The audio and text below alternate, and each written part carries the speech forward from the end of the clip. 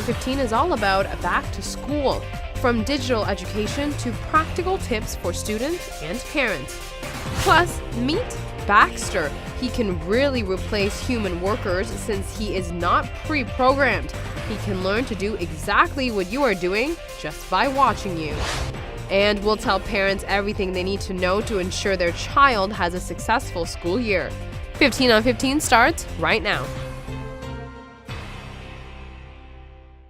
Thank you for joining us. I'm Yentl Lieuw. Today's show is all about a back to school. Montplaisir's kindergarten and elementary teachers, as well as students, were able to return to their original building after the problem with asbestos being inside the walls of the school. We visited the renewed school ground today. The Montplaisir Basisschool was especially excited for the first day back, since it was renovated due to an asbestos problem. The chairman of the Montplaisir School Board recaps for us. Well, there had been a big issue about asbestos originally. When that came up and they looked at the whole situation where the roof needed to be renewed, they decided to also revamp the school, because apparently that had not happened for many years. So that's all happened with the necessary delays and all that. Eventually we finally moved physically at the beginning of the vacation this summer. Yet we could not unpack because a number of things, the air codes were not placed yet, and some safety film and things. And those things were to happen during the vacation, but due to circumstances with the government, they're happening right now. The teachers are not 100% settled in yet, but they are navigating through the challenges. The primary concern was getting the students back to Montplaisir's classrooms. Montplaisir took the opportunity for a full renovation. Besides for getting rid of the asbestos for good, more work was done to improve the learning environment. The revamp included the new roof, also very much all the new windows, doors, and that was a major part, painting, and we then with that came air conditioning, because we did have air conditioned before, but they were very old. And we're now making sure also that the windows there where necessary have safety film on them, because when kids are playing, things happen. Although the windows are just the same as we have at home, but we wanted to make sure we have that extra protection. To ensure success for teachers and students, the school grounds must be a proper learning environment. A safe and effective learning environment is our priority. Yet nowadays, it is actually a much bigger challenge than many years ago, because there are so many distractions, and there's all the eye tools, and it takes a lot more from leadership to preserve that or to improve it. And we see that every day, including dealing with our external parties for basic maintenance and all those things, also are very big challenges. And we want to make sure that our teachers and our principals are not too distracted by that in order to protect that learning environment and the effectiveness. So the million-dollar question for today would be, are children actually excited to go back to school, or do they long for more summer days? One sixth grader's thirst for knowledge and education is admirable. Well, I know that my new teacher is very artistic and very fun to have around, so I guess we're going to have a lot of fun because I love to do art and stuff like that. Jada understands the advantages in learning more languages. She actually thinks Aruba's educational curriculum should teach more. I think they should learn more than 4 languages so that they can communicate with more places in the world, so they can learn and to go to China and then they can speak their language and stuff like that. She has a message for all the kids out there who say they don't like school. I know a lot of kids say that they don't like school, but I think they really do because, well, they say that because they just don't know what's coming for them. For fun. We'll have more back to school coming up later on in the show, but first, we've heard it before but have yet to see it. Could robots really replace humans in the workforce? We'll show you one that will. Also, your body gives you symptoms as to when it is time to stop drinking. And which is better, soap or hand sanitizer? All those lifestyle topics coming up next.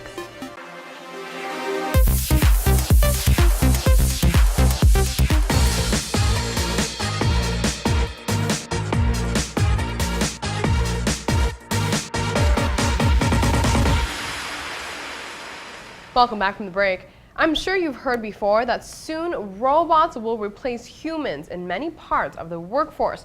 Up until now, though, they are not really a threat, but a new general-purpose robot shows perhaps we should be putting in more hours at work just to be safe. Meet Baxter. He has vision.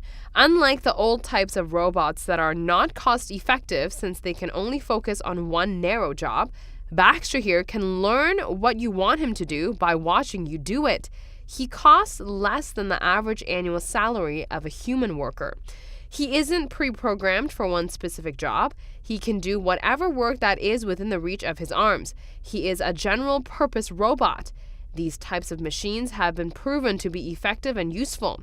Robots with mechanical minds like these can soon beat out and compete with humans for a variety of jobs. Turning the page over to another lifestyle topic, let's see if your body is screaming for some time to detox. There are symptoms that show you have been overindulging in alcohol for too many weeks and it is time to stop. For instance, if you are experiencing tiredness, this may mean that one of the nutrients particularly affected by alcohol is B12, a lack of which can lead to fatigue and in extreme cases, lightheadedness and confusion. And now take a look at your hair and nail. Is it breaking? Alcohol has a dehydrating effect that can leave your strands and nails limp or brittle. Reason being, both rely on good hydration to stay healthy and strong. Also, if you are mean or angry after a few drinks, it is also a sign to stop.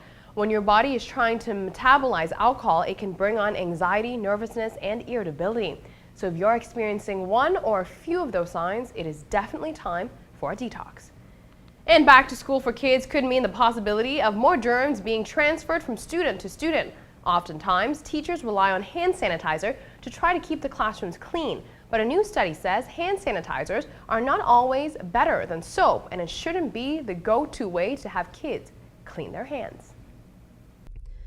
In the United States, a study proved that having hand sanitizer in classrooms of elementary schools did not drop absentee rates. Researchers in New Zealand conducted a soap versus sanitizer study. After following students for 20 weeks, researchers found absentee rates were the same.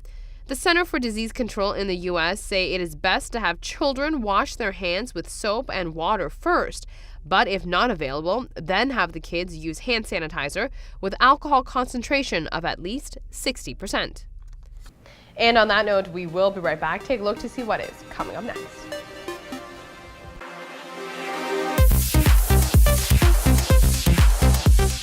In light of the first day of school, I was able to speak to a principal today to discuss her thoughts on incorporating technology more as a teaching tool. As well, she gives students and parents practical tips to ensure a successful school year. Gadgets are becoming more and more prominent in a student's everyday life. Therefore, it is extremely important for schools to take note of this and for their curriculums to move with the times and stay relevant. The thing we have in mind for the students is as soon as possible get them digital boards, maybe tablets to be more updated with the teaching.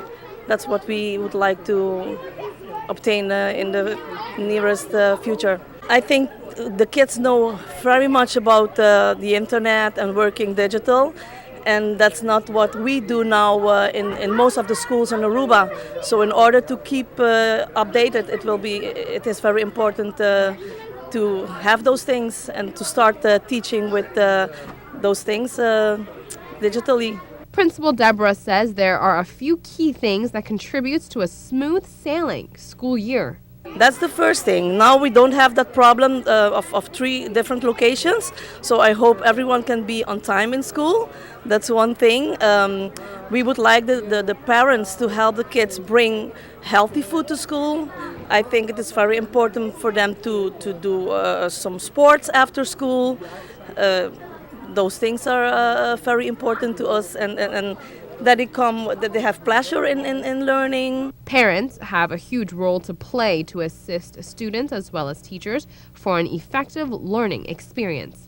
I think it's important for parents to know it's very important for them to help the teachers, because we alone can't do everything. So when we make an appeal on them to help us with anything, if it's a schoolreisje, we want to go out with the kids or something like that, if we have any projects in school, it would be very nice for them to help out.